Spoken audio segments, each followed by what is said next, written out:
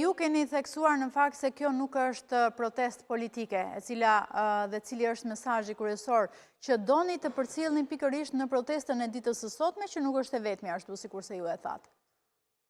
As pak, kjo protest nuk është një protest politike, ne nuk drejtojmë gjishtin nga askush, as nga pozita, as nga opozita.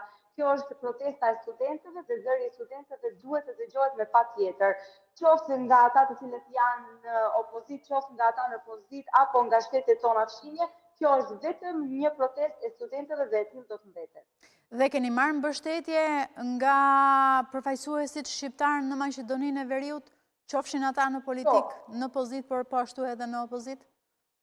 Patjetër, ne kemi marrë mbështetje nga të gjitha partitë politike shqiptare dhe ne i falenderojmë shumë dhe ju bëjmë ftesë edhe një herë, sepse kjo është edhe intervista e fundit para se të dalim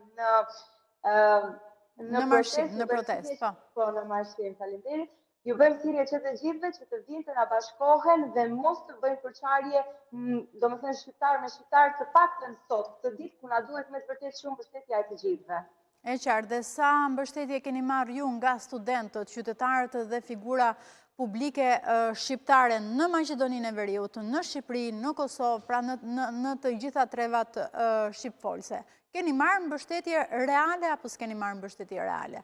Dhe ndoshta çfarë prisni sot nga ajo protestë që keni njoftuar që prej ditësh, në orën 16:30 apo jo? Pra në orën 4:30 minuta. Atëherë, mbështetje kemi marrë shumë mbështetje nga studentët e tjerë, kemi marrë mbështetje nga figura publike dhe ne i falenderojmë që të gjithë, që qoftë edhe një fjalë që e kanë thënë ose që na kanë dhënë mbështetje ose kanë dashur të na ndihmojnë në një formë apo në një tjetër, jemi shumë falënderues, por mbështetja më e madhe për ne do të ishte që sot të bashkohen të gjithë në Shkup në ora 16:30.